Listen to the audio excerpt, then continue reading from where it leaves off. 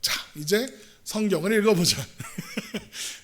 성경을 읽기 전 제일 먼저 해야 하는 것, 좋은 번역본을 찾는 것이라고 해놨어요. 성경 66권은 크게 세 가지 언어로 기록되었습니다. 하나는 구약은 히브리어와 아람어로 기록되었습니다. 아람어로 기록된 게 제가 뭐 언어를 다 알고 언어를 잘 읽는 게 아니기 때문에 다른 분들이 연구해 놓은 거에 따르면 구약 성경의 대부분은 히브리어로 기록되었고 일부들 다니엘서, 에스라서 이런 것들은 아람어 이제 바벨론, 페르시아 그 지역에서 사용되는 언어죠. 그걸로 기록되었다고 해요. 또 신약은 전부 헬라어로 기록되었죠. 그리스어입니다. 그러니까 문제가 뭐냐? 저도 신학생들은 학교에 가면 히브리어, 헬라어를 배워요. 저도 배웠어요. 헬라어 뒷불? 히브리어 뒷불, 헬라어 씨뿔. 무슨 말이야? 공부는 열심히 했으나 성적은 받지 못했다. 공부하기 어려워요. 히브리어, 헬라어가 생각보다 어렵습니다. 영어보다 훨씬 어려워요. 영어도 잘 안 되는데 히브리어, 헬라어를 해야 되니 얼마나 힘들어요. 그런데 신학생들도 그런데 일반 신학생이나 목회자가 아닌 어떤 대부분의 사람들은 언어를 알 방법이 없어요. 물론 그래서 어떤 분들은 이제 공부를 좋아하시는 신자분들 중에서는 이 원어를 독학하시는 분들이 가끔 있더라고요. 원어를 공부하는 건 되게 중요한 일이고 성경을 이해할 때 풍성합니다. 그런데 쉬운 일이 아니에요. 우린 대부분 번역된 언어의 성경을 읽죠. 그렇죠? 그래서 번역본을 잘 선택해야 돼요. 근데 번역한 사람들은 이 원어가 뭘 의미하는지 선택한 번역이란 말이에요. 이해돼요? 무슨 말인지? 번역자들은 이 원의가 원래 뜻이 무엇인지 고른단 말이에요. 번역자들이. 그래서 하나의 번역 성경만 읽으면 아무리 좋은 번역의 성경이라고 해도 그 번역본이 선택한 번역 의미만을 하나님의 말씀으로 받아들이기가 쉬운 거죠. 그러니까 하나님의 말씀을 진지하게 읽고 싶다라고 하면 하나 이상의 번역본을 함께 보는 게 좋아요. 같은 단어를 다르게 번역해 놓은 책들이 있어요. 그래서 그런 이단이 있어요. 이 성경 번역본만 하나님 말씀입니다. 개역 개정 성경, 표준 새번역 성경은 다 사탄의 책입니다. 이러는 이단이 있어요. 그래서 흠정역이라고 하는데 그 성경만, 킹 제임스 버전의 성경만 옳다라고 주장하는 사람들이 있어요.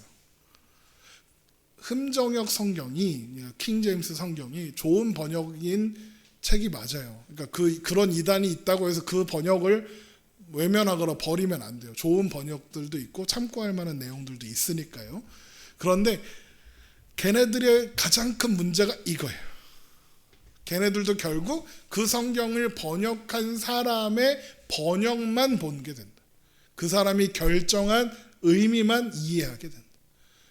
하나님의 말씀은 히브리어, 아람어, 헬라어로 쓰여졌는 거예요. 하나님의 뜻을 제대로 알고 싶으면 다양한 번역을 통해서 함께 읽어야 한다. 그래서 좋은 번역본을 선택해야 한다. 그런 얘기를 하는 거예요. 그래서 우리는 일단 이 성경 공부는 기본적으로 개역 개정 성경을 기본으로 할 겁니다. 대신 거기에 새번역, 공동번역, 쉬운 성경 이런 것들을 같이 보면서 갈 거예요. 그리고 이제 개인적으로 성경 읽을 때 개역 개정 성경도 너무 어렵고 표준 새번역도 무슨 말인지 모르겠어요. 좀 쉽게 읽을 수 있는 거 없나요? 유진 피터슨이 쓴 메시지 성경이라는 것도 있습니다. 유용합니다. 근데 이제 좀 이렇게 초월 번역이라고 하죠. 초월 번역들이 좀 있어서 다른 번역본, 그러니까 우리가 성경으로 사용하는 번역들과 비교하면서 읽을 필요는 있습니다.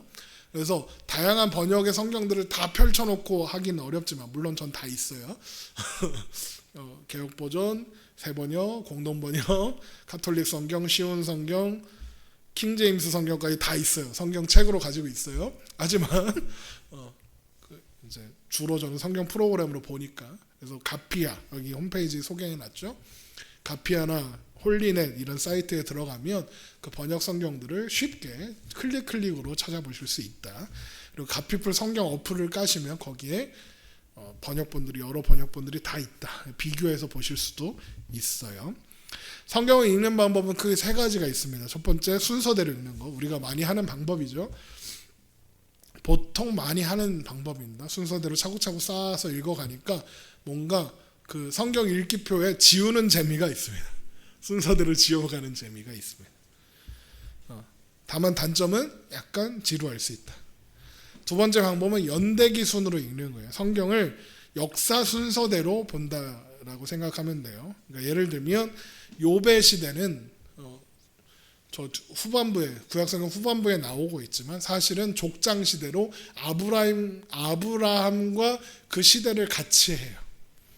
그러니까 그런 시대 순서를 좀 보면서 읽으면 성경에 도움이 된다. 그래서 연대기 성경이라는 성경도 따로 팔고 있고 그 아까 말씀드렸던 가피풀 성경 어플에 들어가면 연대기 순서를 정리한 표가 그 안에 있더라고요. 그래서 참고하시면 됩니다.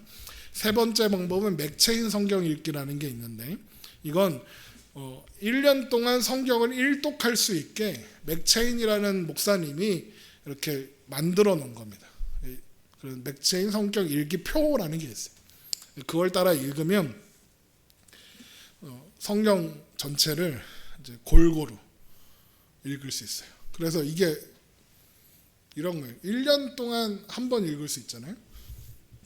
근데 이제 보통 우리가 순서대로 읽으면 구약에서 끝나거나 창세기, 출애굽기, 레위기만 읽다 끝나거나 이럴 수도 있잖아요. 근데 맥체인으로 읽으면 뭐 하루 읽고 뭐 이틀 안 읽고 뭐 그래서 1년짜리인데 3년 걸려서 읽었다 해도 신구약을 왔다 갔다 하면서 읽을 수 있기 때문에 골고루 읽을 수 있다는 장점이 있습니다. 이것도 그 연대순 읽기, 맥체인 성경 읽기 성경 어플에 가면 맥체인 그 구조나 이런 것도 다 있습니다. 참고하시면 됩니다. 네, 이제 그래서 우리가 성경을 읽어 나갈 때 저는 매주 가이드를 드리는 거예요. 창세기 이런 책입니다. 그리고 이렇게 중요한 것들 읽고 그러면 이제 우리가 뭘 해야 되느냐? 성경을 읽어야 된다.